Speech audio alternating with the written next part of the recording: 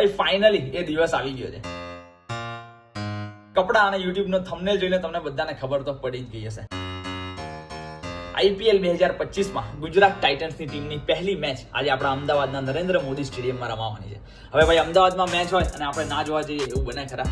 એટલે આજના વિડીયોમાં હું તમને ગુજરાત ટાઇટન્સ અને પંજાબ કિંગ્સ વચ્ચેની આખી મેચમાં કેવો એક્સપિરિયન્સ રહે છે, કયા પ્લેયર્સ નજીકથી જોવા મળતા હોય છે, એ બધું જ એકદમ ડિટેલમાં બતાવવાનું છે. તો વિડીયો ચાલુ કરીએ એની પહેલા જો તમે આ ચેનલને સબસ્ક્રાઇબ ના કરી હોય તો પ્લીઝ સૌથી પહેલા સબસ્ક્રાઇબ કરી દેજો, કારણ કે હું ક્રિકેટને લગતા આ જ પ્રકારના ઇન્ટરેસ્ટિંગ વિડીયોઝ રેગ્યુલરલી આપણી ગુજરાતી ભાષામાં બનાવતો હોઉં છું. ચલો ભાઈ, લેટ્સ ગો.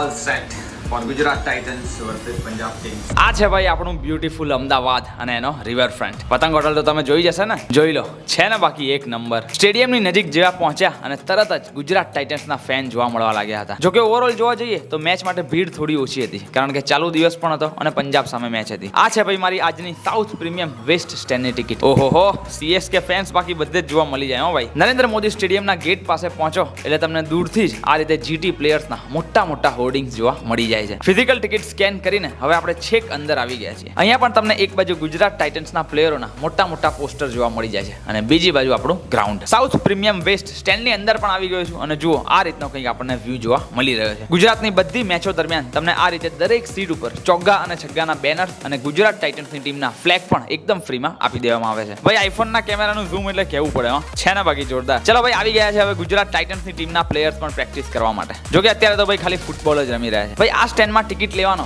મેઇન એડવાન્ટેજ જ આ છે કે તમને બધા જ પ્લેયર્સ એકદમ નજીકથી જોવા મળી જાય છે. જોઈ લો, જોસ બટલર, ઈશાંત શર્મા અને આ ભાઈ પણ ભાઈ દર વખતે આપણા સ્ટેન્ડમાં જ હોય છે. જીટીના એકદમ મોટા ફેન લાગે છે. દરેક મેચમાં આ રીતે રંગ રોગાન કરીને પહોંચી જાય છે. DSP Siraj is also here અને ફાઇનલી ભાઈ ગુજરાત ટાઇટન્સના કેપ્ટન શુભમન ગિલની પણ એન્ટ્રી થઈ જાય છે. ચાલો હવે પ્લેયર્સને પ્રેક્ટિસ કરવા દઈએ. ત્યાં સુધી તમે એન્જોય કરો અમિત ત્રિવેદીનું પરફોર્મન્સ અને આખી opening ceremony.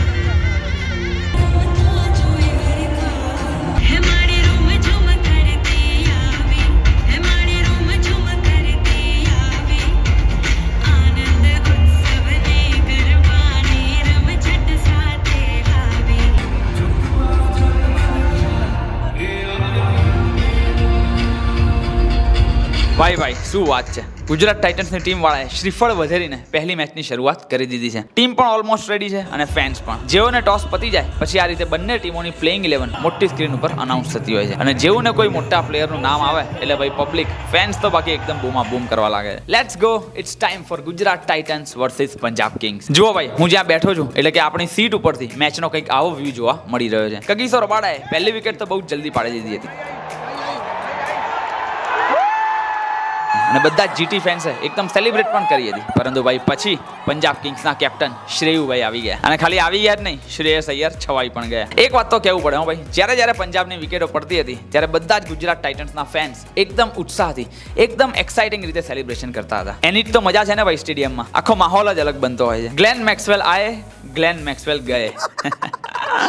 Sai Kishore is on hat trick. શું લાગે છે ભાઈ, સાઈ કિશોર હેટ્રિક લેશે કે નહીં? અમે તો ટ્રાય કર્યો બહુ ચીયર કરીને લેવડાવવાનો, પણ એમ થોડી હેટ્રિક આવતી હશે. પંજાબ કિંગ્સનો સ્કોર 12 ઓવરમાં 114 રન. કેપ્ટન શ્રેયસ અય્યર હવે ધીરે સેટ અને એકદમ ડેન્જરસ પણ લાગવા લાગી રહ્યા હતા. અને ભાઈ છેવટે શ્રેયસ અય્યર અને શશાંક સિંઘે ભેગા થઈને પંજાબની ટીમને 243 રન સુધી પહોંચાડી દીધું હતું. વેલ પ્લેડ ભાઈ શ્રેયસ અય્યર. ખરેખર એકદમ જોરદાર ઇનિંગ હતી અને પણ લાઈવ જોવાની તો ભાઈ અલગ જ મજા આવી ગઈ હતી. હવે પહેલી ઇનિંગ પતી ગઈ છે અને now it's time for light and firework show.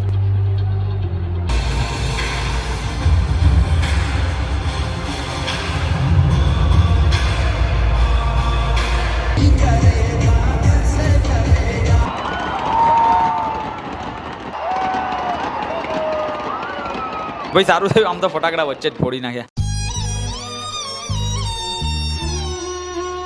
ચલો હવે કેપ્ટન શુભમન ગિલ અને સાઈ સુદર્શને શરૂઆત તો જોરદાર કરી દીધી, પણ ભાઈ મેક્સવેલે જે રીતે 2023માં રોહિતભાઈને આઉટ કર્યા હતા એ જ સેમ રીતે શુભમન ગિલને પણ આ મેચમાં આઉટ કરી દીધા હતા. શુભમન ભલે આઉટ થઈ ગયા, પરંતુ સાઈ સુદર્શન ભાઈ અડીખમ ઊભા હતા. 9 ઓવરમાં તો ગુજરાત ટાઇટન્સની ટીમનો સ્કોર 100 રન સુધી પહોંચી ગયો હતો. સાઈ સુદર્શનની પણ 50 થઈ જાય છે, પણ અનફોર્ચ્યુનેટલી તેઓ એક ખોટા ટાઈમ ઉપર આઉટ થઈ જાય છે. હજુ પણ 13 ઓવરમાં ગુજરાત ટાઇટન્સની ટીમનો સ્કોર 150 રન થઈ ગયો છે, એટલે આશાઓ તો હજી સુધી હતી કે કદાચ આપણે મેચ જીતી શકીએ. પણ પછી ભાઈ ગેમમાં ટર્નિંગ પોઈન્ટ આવે છે અને પંજાબની ટીમના ઇમ્પેક્ટ પ્લેયર એટલે કે વિજય કુમાર વૈશાખની એન્ટ્રી થાય છે. ખબર નહીં એમના આવ્યા પછી શું થઈ જાય છે રુધરફર્ડને કે એક પણ બોલ પ્રોપરલી બેટ ઉપર નથી વાગતો અને સળંગ 3 ઓવર જોસ બટલર અને રુધરફર્ડ ઓલમોસ્ટ એક પણ બાઉન્ડ્રી માર્યા વગર કાઢે છે કે જે છેલ્લે ગુજરાત ટાઇટન્સની ટીમને 100% ભારે પડે છે. બસ પછી તો ભાઈ 1-2 ચોગ્ગા વાગે છે અને રાહુલ તેવટિયા પણ આઉટ થઈ જાય છે.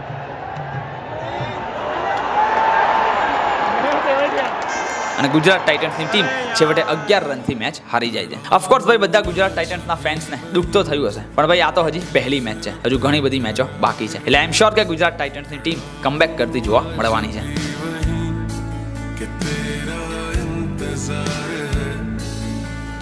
जो मुझे तुम कभी खो न जाऊं मैं